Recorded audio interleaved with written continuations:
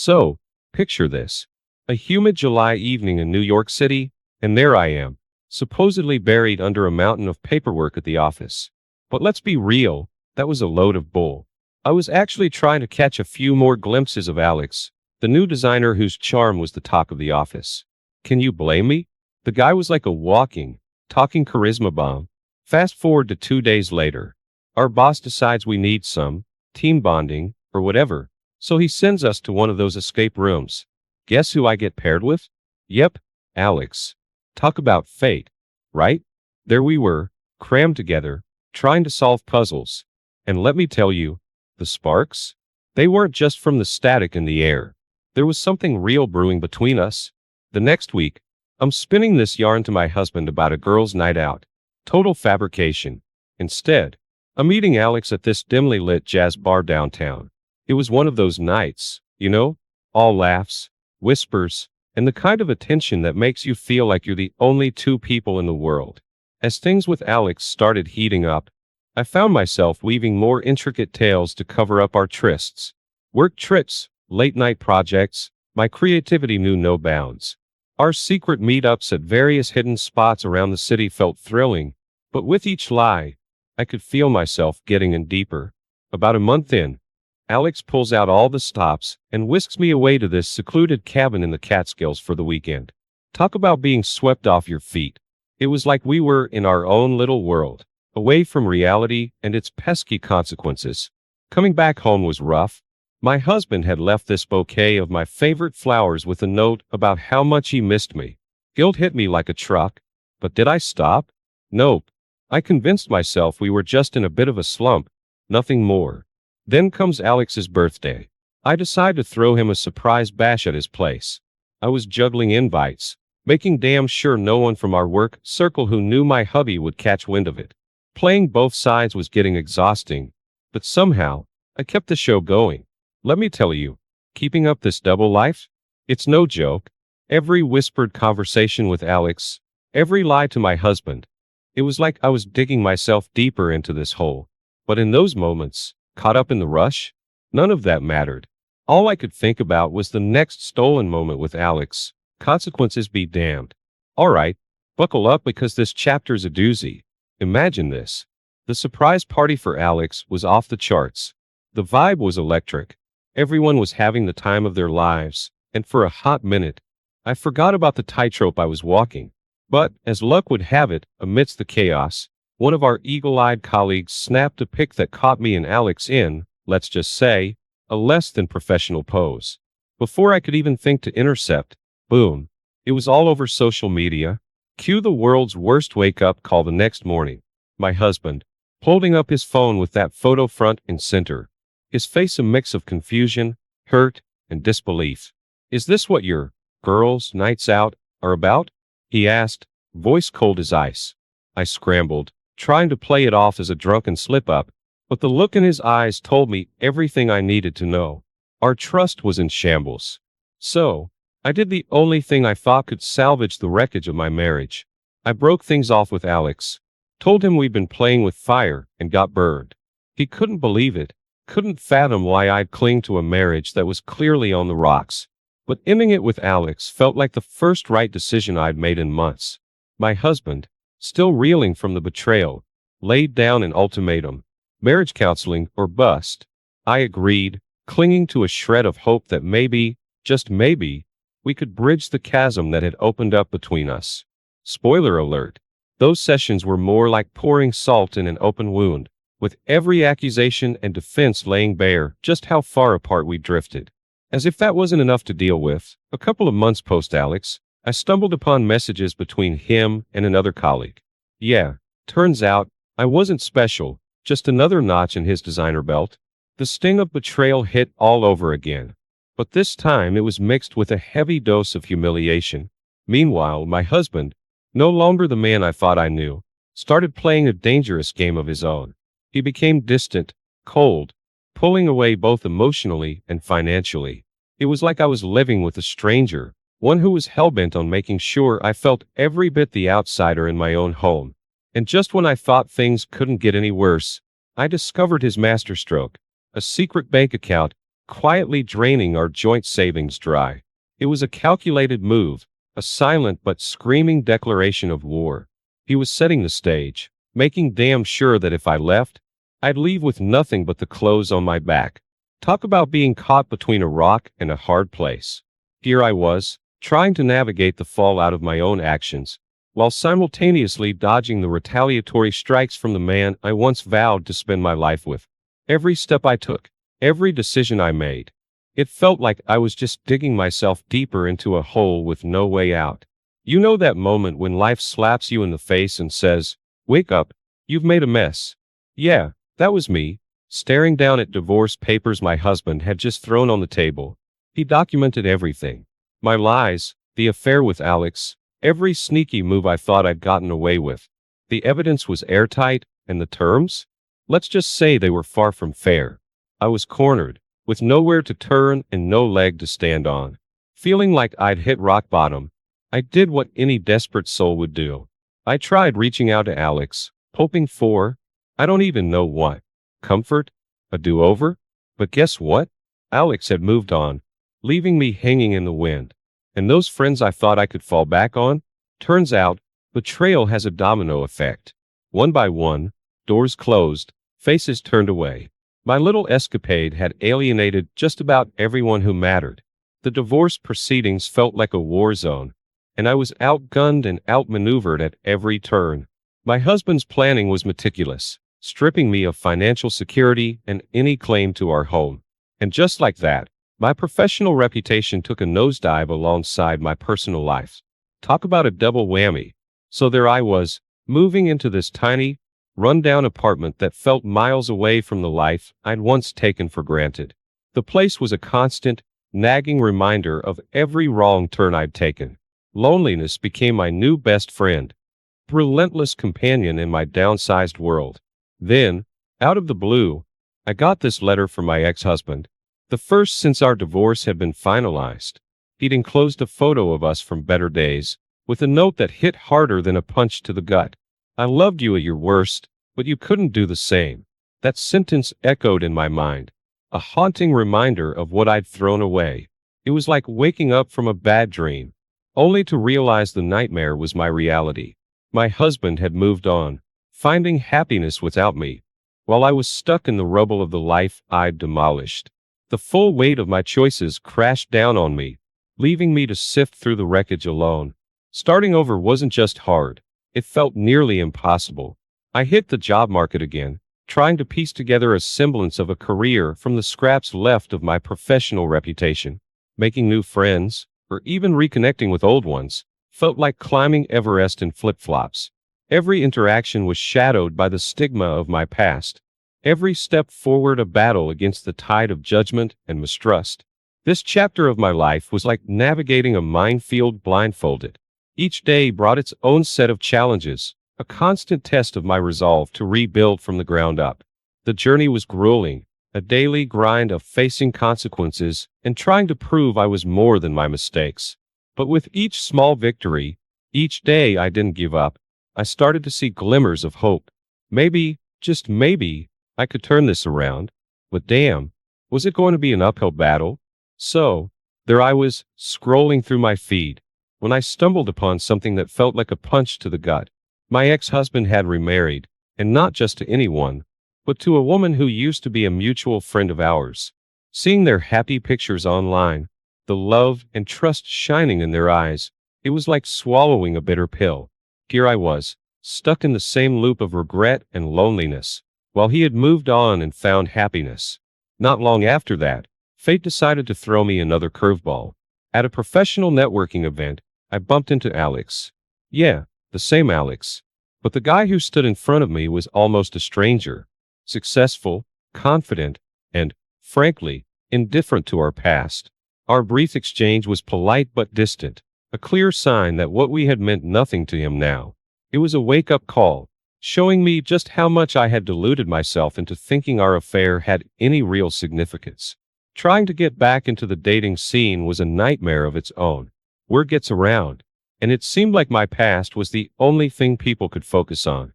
The label of the unfaithful wife clung to me like a shadow, turning potential connections into wary acquaintances. Each failed attempt was a reminder of the long-lasting consequences of my actions. And just when I thought things couldn't get any more ironic, I received an invitation to my ex-husband's wedding anniversary party. It was obviously a mistake, probably a remnant of a mailing list, but holding that envelope, I couldn't help but laugh at the cruel irony of it all. It was a tangible representation of the life I had thrown away, now forever out of reach. That was the moment I knew I needed to make a change. I couldn't keep living in this cycle of regret and self-pity. So, I took a step I never thought I would. I joined a self-help group for people struggling with the aftermath of their decisions. Walking into that first meeting was one of the hardest things I've ever done. Admitting my faults, exposing my vulnerabilities to a room full of strangers was humiliating, yet strangely liberating. It was in those meetings that I found a sense of solidarity. Listening to others share their stories, I realized I wasn't alone in my guilt and pain. The acknowledgement of the hurt we had caused, the acceptance of our mistakes, it was a shared burden. It was there, in the midst of shared stories and collective healing, that I began to truly understand the depth of the pain I had inflicted, not just on my ex-husband, but on myself as well. This journey towards accountability wasn't easy. Each meeting, each story, peeled back layers of denial and self-dissection I had clung to. But with each layer removed, I found a piece of myself I thought was lost forever. It was a slow, painful path to understanding and acceptance, but it was also the first time in a long time I felt like I was moving forward, not just running from my past. Guess what? Life has this funny way of kicking you in the butt when you least expect it, but sometimes, it's exactly what you need. So, after the whole world seemed to crumble beneath my feet, I found myself doing something I never thought I'd do. I started volunteering at a local charity, and man, was it a reality check. Here I was, used to chasing after the next shiny thing, and now I was getting down and dirty, helping those who really had it rough. Talk about a humbling experience. Fast forward a year after the divorce. I'm minding my own business, trying to keep it together, when I bump into one of my ex-husband's relatives. Awkward doesn't even begin to cover it, but they mentioned he was doing well, and something about hearing that just made everything feel so final. Like the last chapter of that book had been closed, and someone else was writing a new one without me.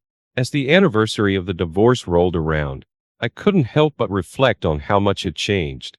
It had been one hell of a ride, full of ups and downs, mostly downs if I'm being honest. But facing the music, dealing with the mess I made, it forced me to grow up in ways I never imagined. So, in a burst of what some might call insanity, I started a blog. Yeah, me, the woman who could barely keep a journal, was now putting it all out there for the world to see. Writing about the affair, the divorce, the aftermath, it was like ripping off a Band-Aid. Painful, but somehow healing. I wanted to show others that they weren't alone and maybe, just maybe, prevent someone else from making the same mistakes I did. To my utter shock, people actually read it. And I mean, really read it. Suddenly, my little corner of the internet became this gathering place for shared stories and healing. Sure, there were haters, people who threw my past in my face, but there were also those who understood, who sympathized. It was like looking into a mirror and seeing all the fractured pieces trying to fit back together. Then, out of the blue, I got the chance to speak at a conference about personal growth and overcoming adversity. Standing there, in front of all those people, sharing my story, I felt naked. But as I spoke, something incredible happened. I felt stronger, empowered even. It was as if by sharing my journey, I was finally taking control of it. That speaking gig, it opened doors I didn't even know existed. Suddenly, I was getting offers to speak at other events, write articles, even consult on projects about personal responsibility and transformation. It was like I'd found my calling, helping others navigate through their storms. But here's the kicker. Despite all the professional success, the applause, the nods of approval, there was still this emptiness inside. Birthdays, holidays, they all came and went. Each one a stark reminder of the family I once had, the love I'd squandered. The solitude was my shadow, always there.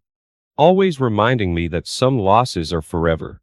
In this weird, winding journey of mine, I've learned a thing or two. Most importantly, that life goes on. But it's what we do with those lessons, how we choose to grow and help others, that really counts. Sure, the void never fully disappears, but maybe, just maybe, it's not supposed to. Maybe it's there to remind us of what we've overcome and what we still have to offer. So, there I was, just another day in the life of me, trying to glue the pieces back together. When bam, I hear Alex is getting hitched. Yeah, the very same Alex who was once the center of my universe, now off to start a whole new galaxy with someone else. It hit me like a ton of bricks. Not because I wanted him back or anything. That ship sailed, hit an iceberg, and sank to the bottom of the ocean. But it was like the universe saying, hey, remember this chapter of your life? It's officially done. After that little reality check, I made a promise to myself. No more drama. I was done with the whole love game. Instead, I poured all that energy into me, working on being a better person, focusing on friendships that didn't come with a side of heartache. It was surprisingly refreshing, like hitting the reset button on my social life. Then, as if fate decided I'd had enough of a timeout, I bumped into an old friend from way back. We got to talking, and next thing I know, we're brainstorming this community project together. It was nothing glamorous, just something small and local, but man, did it feel good to be part of something positive again. Seeing our little project make a difference, even in a small way, gave me a kind of high I hadn't felt in ages. That success was a game changer for me. It wasn't just about the project, it was proof that I could start over, make something good out of the mess I'd made. I started feeling like I belonged again, not just in the community but to myself. I know, sounds cheesy, but there it is. One day, I took this long walk around the city, just me and my thoughts. I walked past places that used to be bookmarks in my story with Alex, but this time, they didn't hold the same power over me. It was like I was seeing my city, my life, with new eyes that were finally looking forward instead of back. That's when I decided to start mentoring. If there's one thing I've got, it's a cautionary tale or two to share. Working with young women who were facing their own crossroads felt right. It was tough, opening up about my mistakes, but if my mess-ups could help someone else avoid the same pitfalls, then it was worth it. Meanwhile, on the home front, things were slowly getting better with my family. The affair and divorce had put us through the ringer, but we were finding our way back to each other. Those tentative steps towards reconciliation were healing in a way I didn't know I needed. It's funny how you don't realize how much you miss something until it starts to return to you, piece by piece. And then there's Max. No, not a new man. I told you, I'm done with that drama. Max is my rescue doc. That furball came into my life with his wagging tail and slobbery kisses, and somehow, he filled up a lot of empty spaces. Taking care of him, knowing he needed me as much as I needed him, it brought a sense of purpose back into my life. So, here I am, navigating this new chapter. It's not what I thought my life would look like. But maybe, just maybe, it's exactly where I need to be.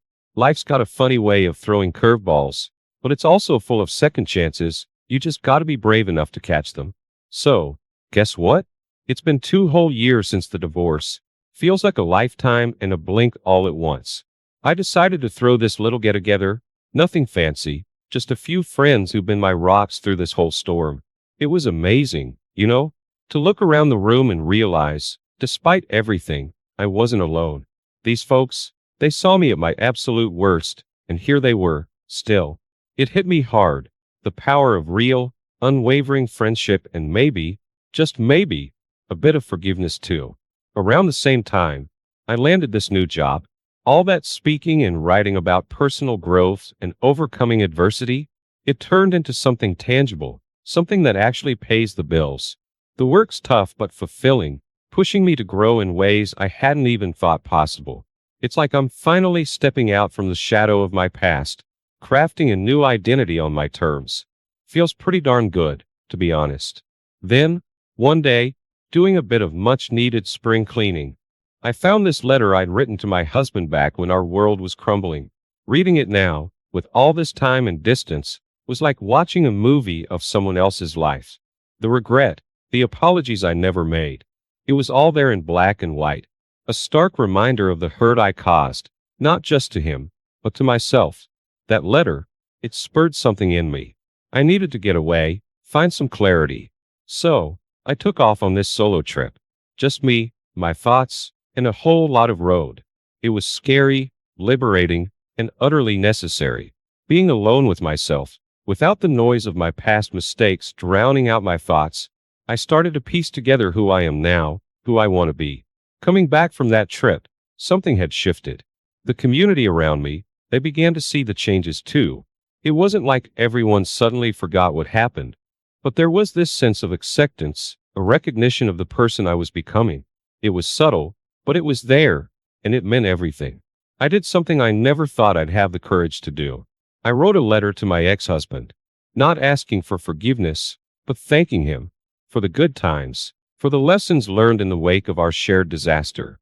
It was my way of letting go, of putting to rest the last of the ghosts that haunted me. And now, here I am, sitting in my apartment on a chilly December evening, reflecting on this crazy journey.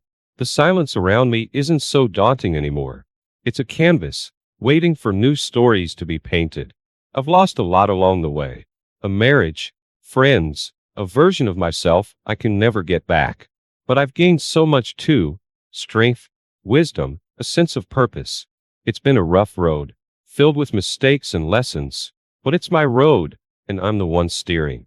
The truth is, chasing after what I thought I wanted, it cost me everything. But in the ashes of that old life, I found the seeds of something new. It's not going to be easy, rebuilding from here, but for the first time in a long time, I feel ready. Ready to face whatever comes next, to embrace the uncertainty and the potential for something beautiful. Because if there's one thing I've learned, it's that actions have consequences, but they also lead. Sarah dabbed on a bolder shade of lipstick, a streak of defiance against the graying afternoon sky. It wasn't just the color. It was the way she applied it. Slow, deliberate. Her eyes sparkled with a newfound determination. It was time. Not time for work, though, that's what she told John. It was time for something else, something she refused to name even to herself. Be back sometime late, she told her husband. Big client meeting. Sarah smoothed down her pencil skirt, forcing a bright smile. The lie tasted bitter, but the anticipation was sweet. John barely looked up from his newspaper. Okay, don't work too hard. Never do, she mumbled. But he didn't hear. Probably didn't care, either. The thought stung, familiar and sharp, but underneath a thrill was growing. Leaving the house felt more like an escape than just going out. Sarah checked her phone. A text from him already waiting. It sent a shiver down her spine.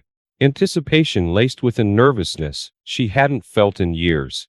She took one last look at the house, so ordinary, so suffocating compared to the electricity coursing through her veins. The hotel was an hour's drive away. A calculated distance. Long enough to savor the rebellion. Short enough to return before John got too suspicious, as if he'd even notice. Another jolt of anger spiked her excitement. Sarah started the engine, picturing the hotel room, its anonymity. She checked into the hotel under her maiden name, heart pounding as she rode the elevator to the third floor. Every chime of the elevator felt like a countdown. As she unlocked the door to room 323, Sarah knew she had left her old life firmly behind. There was no guilt anymore, only a breathless, intoxicating rush of something new, something dangerous. The work trip was meant to be a drag. Endless PowerPoint presentations, bland hotel food, and the same tired faces from the office. Instead, it became something Sarah wouldn't have dared to dream of. Matt was the catalyst. He wasn't the suit and tie type, a refreshing break from the stuffy colleagues surrounding her.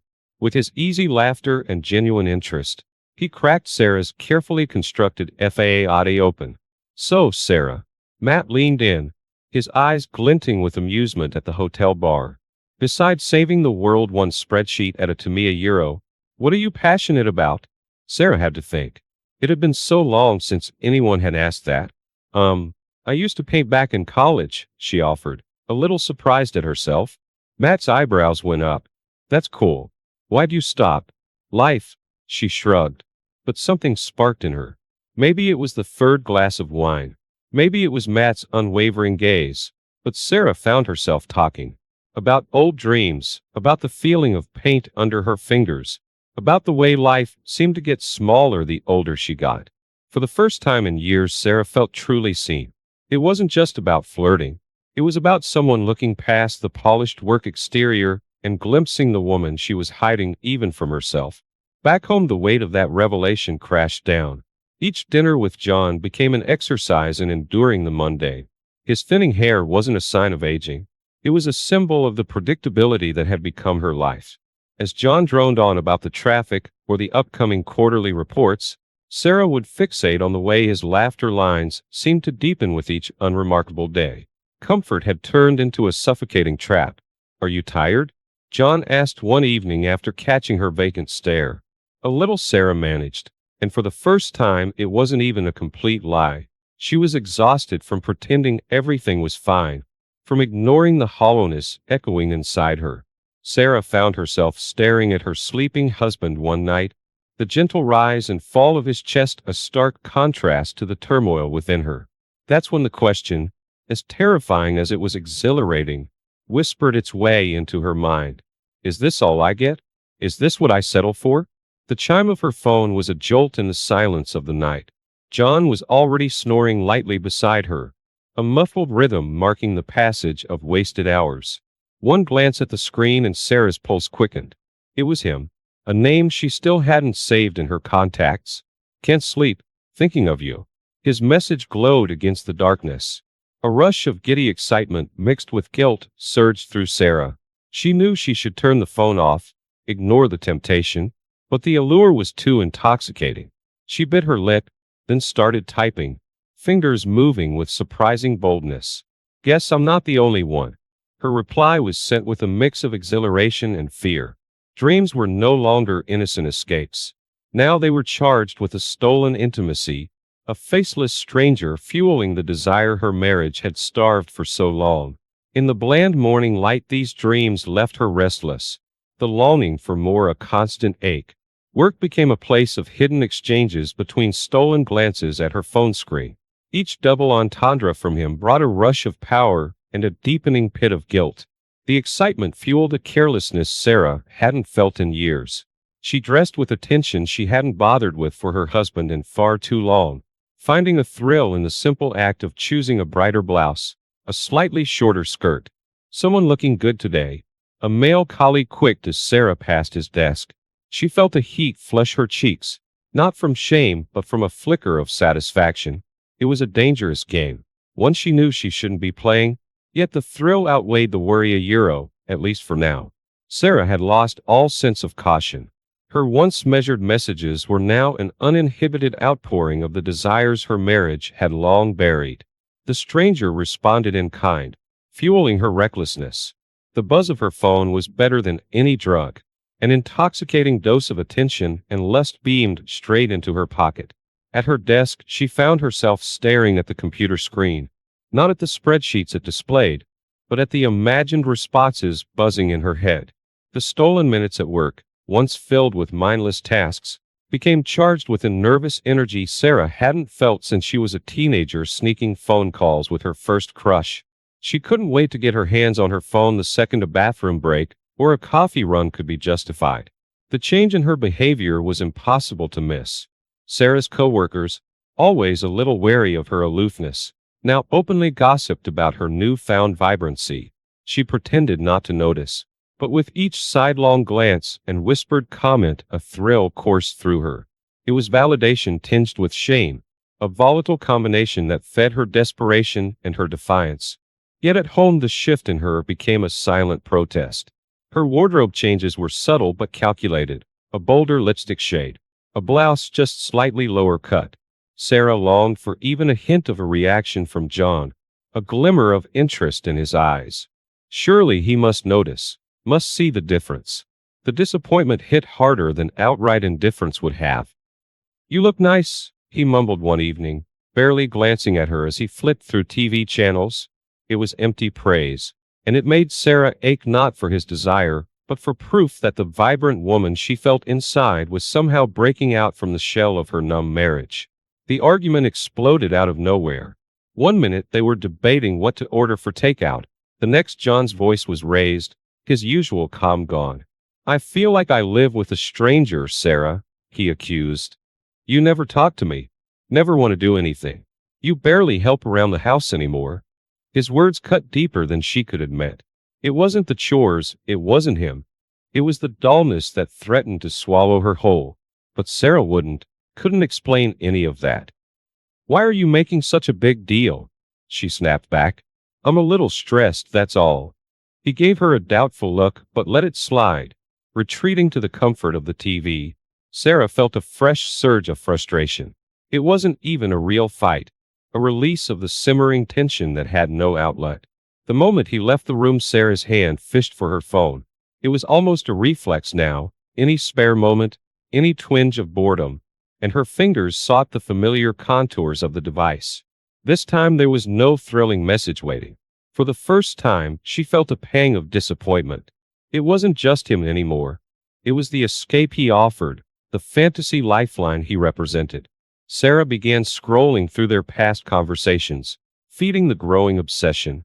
She reread his words, analyzed them, imagined them meant just for her. He didn't know her real life, her baggage, her disappointments. To him she was a blank slate, an exhilarating possibility. The phone felt suddenly heavier in her hand. Sarah knew on some level how reckless, how dangerous all of this was. But the flicker of excitement, the way it kept the dullness at bay was addictive, and for now that addiction was all that mattered. The coffee shop was generic, a bland chain outpost nestled in a strict mall, but none of that mattered. The moment Sarah spotted him waiting at a corner table, her world narrowed. He was less handsome than his messages had suggested, more ordinary, yet the air crackled with undeniable energy. Their initial conversation was stilted. Small talk felt ridiculous when there was so much unspoken between them. But his eyes, fixated on her with an intensity John never possessed, made her skin prickle. You're even more beautiful in person, he said. A line he must have used countless times, yet it landed on Sarah like a revelation. The rest of the afternoon blurred. There were touches, a hand brushing against hers as he passed the sugar, his knee lingering against hers under the table. Nothing overt, yet each tiny contact sent a shockwave through her. That night in bed beside John, guilt washed over Sarah, potent and nauseating. She turned away from him, pretending to sleep, the feel of the stranger's brief touch burning an imprint on her skin. Sleep was a long time coming. It's just once, she whispered into the darkness, as if trying to convince herself. Just a little excitement, then it's done.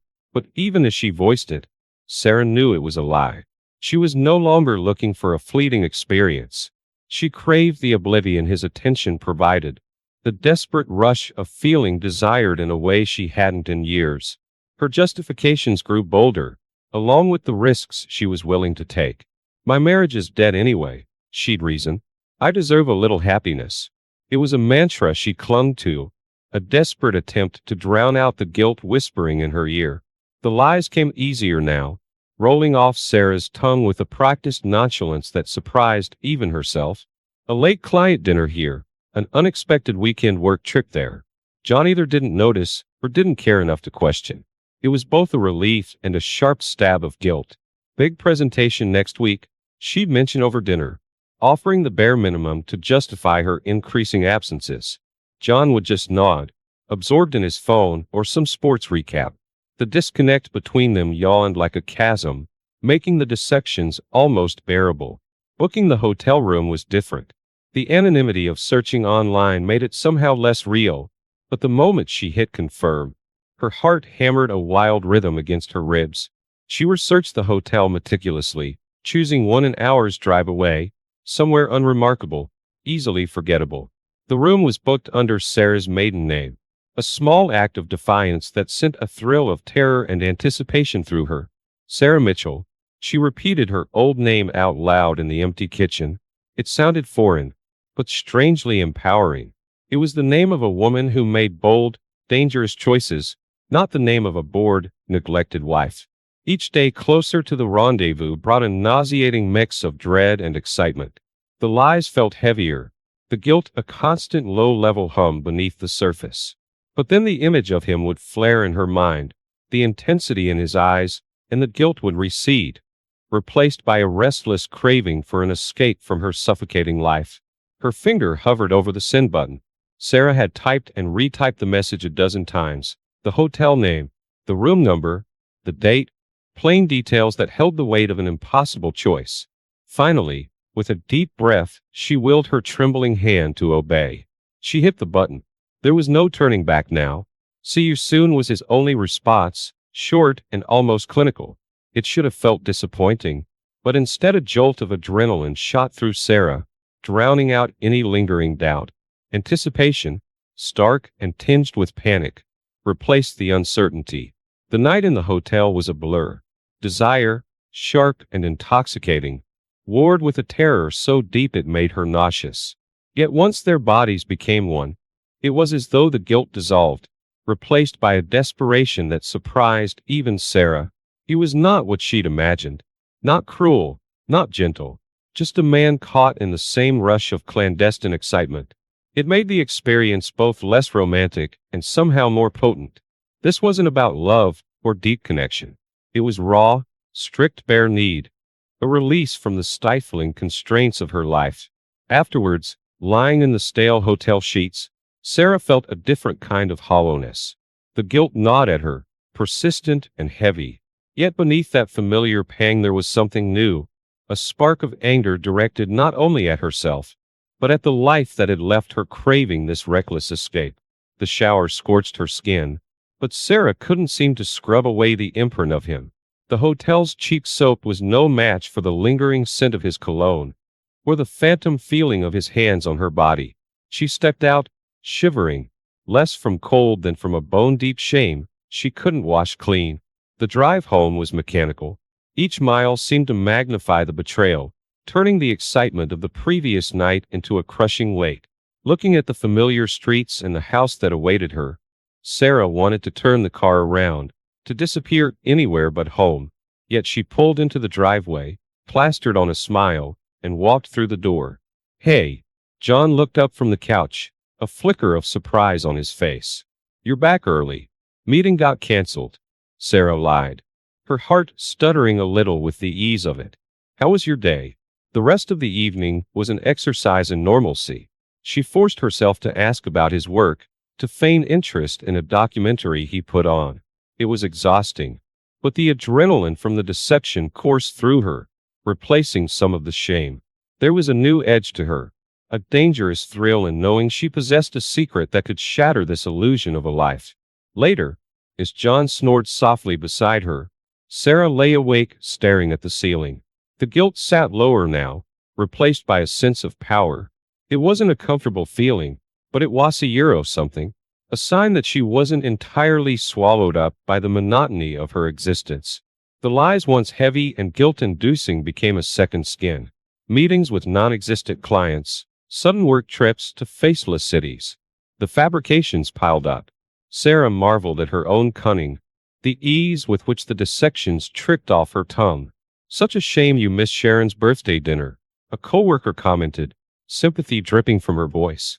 A pang of the old guilt threatened, but Sarah ruthlessly suppressed it. A ready excuse was on the tip of her tongue, but this time something else bubbled to the surface instead. A cold, defiant satisfaction. She was playing a game, a thrilling, dangerous one, and she was winning hands down. Sarah found herself actively enjoying the dissections, the way they carved a chasm between her and the dreary life she shared with John. With each stolen hour, each lie perfectly executed, her sense of power twisted into something Euro, superiority. The affair was proof that she hadn't vanished into her marriage, that she could still conjure excitement, danger even. It offered a twisted validation she craved, and she held it close. Watching John putter around, oblivious to her new game, the pity was undeniable. It was quickly swallowed by something sharper, more contemptuous than she would have thought herself capable of. He wasn't cruel, just achingly dull. His routines, his comfortable predictability, now felt like shackles. He didn't deserve her betrayal, of course, but was the betrayal really the worst part? Or was it his complete ignorance of the vibrant, desperate woman she had become right beside him? One afternoon, while John rambled about some car trouble, Sarah's mind drifted away. Back to the hotel room, the fevered touch of stolen intimacy, the thrill of being wanted with such raw desperation, it banished any remaining guilt. She belonged to this world of risk and secrecy, and even the ever-present danger of being caught fueled a defiance she never thought she possessed. The receipt lay on her pillow, an innocent scrap of paper that felt like a bomb had detonated in the room. Sarah knew instantly it was from the restaurant, the cozy Italian place with dim lighting and overly generous wine pours. The place she had been last Tuesday, the night of a supposed late-night client crisis. John's move was subtle, non-accusatory, yet more chilling than any screaming confrontation could have been. He didn't have to say a word. The message was clear. I see you. A wave of icy panic washed over her. The thrill was gone, replaced by a terror she hadn't anticipated. Her meticulous plans, her carefully crafted deceptions, seemed to crumble in a matter of seconds. Sarah's first instinct was to reach for her phone, to contact him, not from any remaining affection, but out of desperation. They needed a plan, a way to salvage this, to control the narrative before John took charge. The buzzing of unanswered calls felt like a death knell. Text after desperate text went unsent. The silence was more agonizing than any direct rejection could have been. He was cutting her loose, leaving her alone to face the consequences. Suddenly a wave of clarity washed over Sarah, colder than any fear. The stranger was never a lifeboat, she realized. He was barely even a person. He was a symptom of her discontent, a catalyst for the reckless behavior she had cloaked in a fantasy of escape. Now that fantasy was gone, and she was left with the wreckage. When John arrived home that evening, Sarah was waiting for him. The fight she once would have desperately avoided now felt inevitable. She braced herself, but the attack never came. It was far worse. I'm not even angry, Sarah, he said, his voice hollow, just so incredibly sad. His words felt more destructive than any rage-filled outburst. Sarah saw the flicker of disappointment die from his eyes, leaving an emptiness that mirrored the hollowness she'd